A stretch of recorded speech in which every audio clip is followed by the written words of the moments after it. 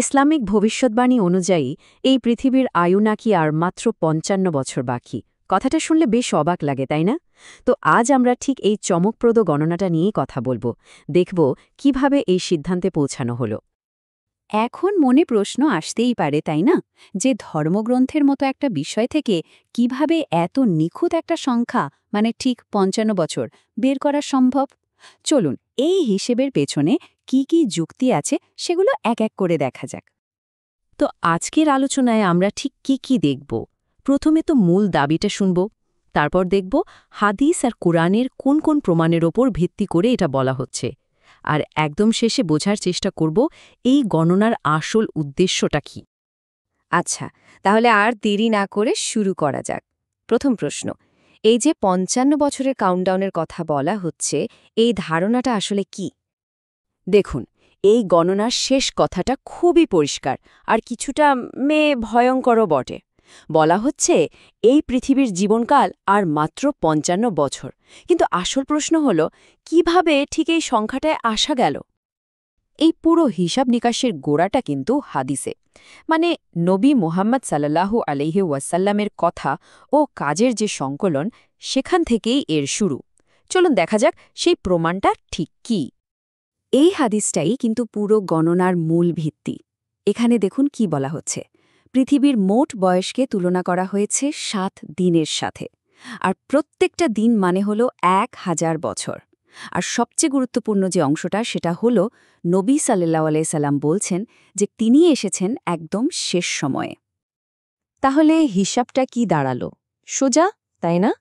পৃথিবীর মোট বয়স যদি ৭,০০০ বছর হয় আর নবী সাল্লাল্লাহু আলাইহি সাল্লাম যদি শেষ ১,০০০ বছরে এসে থাকেন, তার মানে তার সময় থেকে পৃথিবীর শেষ পর্যন্ত থাকার কথা ১,০০০ বছর।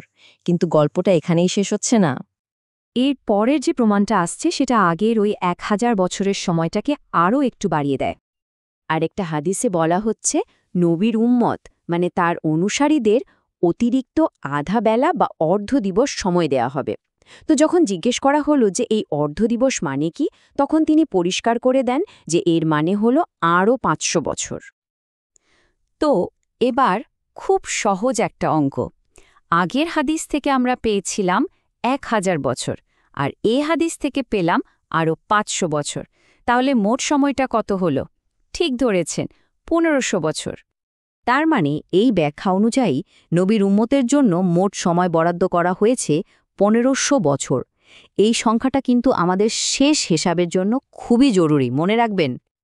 আচ্ছা, এতক্ষণ তো আমরা হাদিসের কথা বললাম।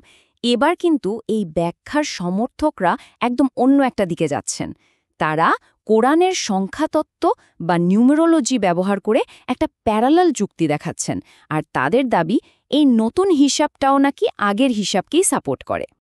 এখানে দেখুন, সূরা আল আম্বিয়ার দুটো আয়াত পাশাপাশি রাখা আছে।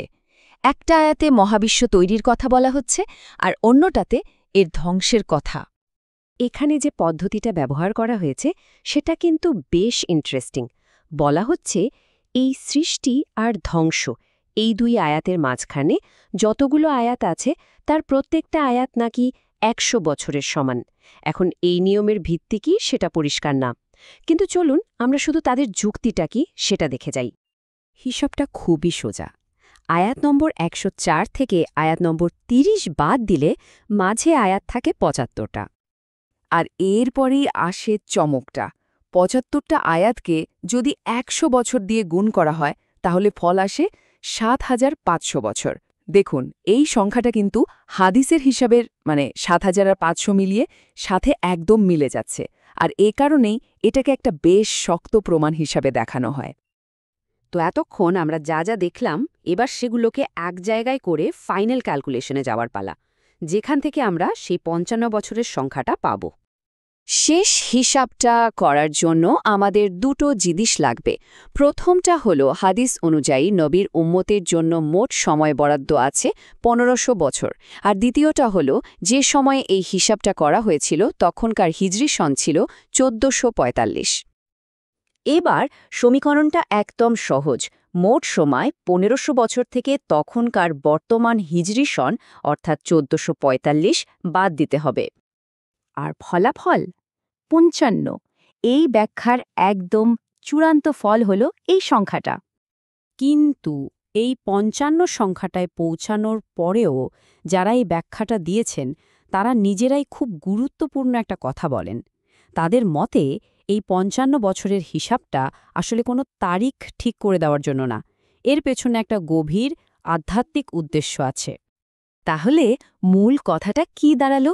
এই ধরনের ভবিষ্যৎবাণীর আসল উদ্দেশ্য নাকি কোনো দিন তারিখ ঠিক করা নয়, বরং এগুলোকে একটা স্পিরিচুয়াল ওয়েক আপ কল বা সতর্ক বার্তা হিসেবে দেখতে বলা হয়। এর লক্ষ্য হল মানুষকে তওবা করতে, ইবাদতে মন দিতে আর নিজের জীবনকে শুধরে নিতে উৎসাহিত করা, কারণ শেষ পর্যন্ত সঠিক সময়টা তো একমাত্র সৃষ্টিকর্তাই জানেন। তো সবকিছুর শেষে একটা প্রশ্ন কিন্তু থেকেই যায়, এই ধরনের হিসাবকে কি একদম আক্ষরিক অর্থে একটা টাইমলাইন হিসাবে দেখা উচিত, নাকি এটা আসলে বিশ্বাসের দিকে একটা রূপক আহ্বান যা আমাদের আধ্যাত্মিকভাবে তৈরি হতে মনে করিয়ে দেয়? এর উত্তরটা হয়তো এক একজনের বিশ্বাস আর ব্যাখ্যার ওপরই ছেড়ে দেওয়া ভালো।